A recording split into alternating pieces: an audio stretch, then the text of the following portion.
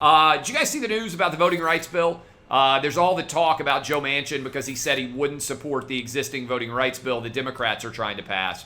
And he came out with his own provision of details somewhere in between what Republicans and Democrats want, a moderate voting rights bill. To the extent that we need any voting rights bill at all, I'm not sure.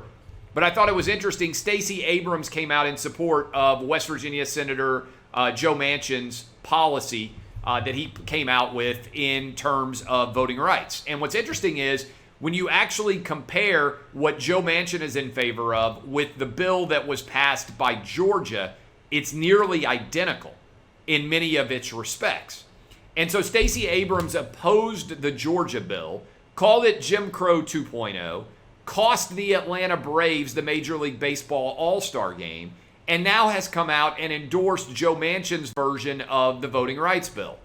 Well, why were you not in favor of the Georgia voting rights bill in the first place, Stacey Abrams? A good question that many people could be asking. On top of that, remember Jamel Hill said that Joe Manchin was a white supremacist, even though he was a Democratic senator from West Virginia, because he would not support the voting rights bill or ending the filibuster.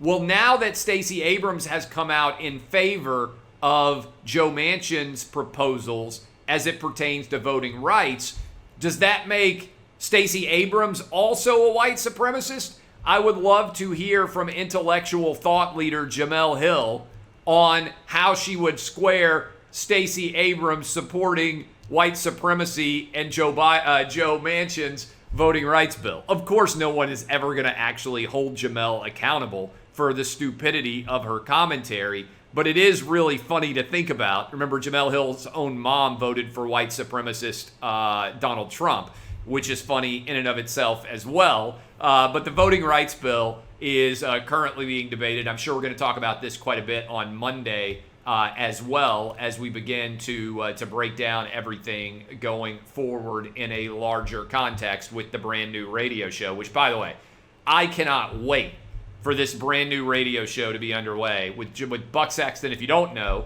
if you've been hiding under a hill or you haven't been in for an Outkick show in a while, I will be with Buck Sexton in the Rush Limbaugh time slot, the biggest radio launch in the history of the country, noon Eastern on Monday. Encourage all of you to be listening in all 50 states on the hundreds of affiliate networks that we'll have.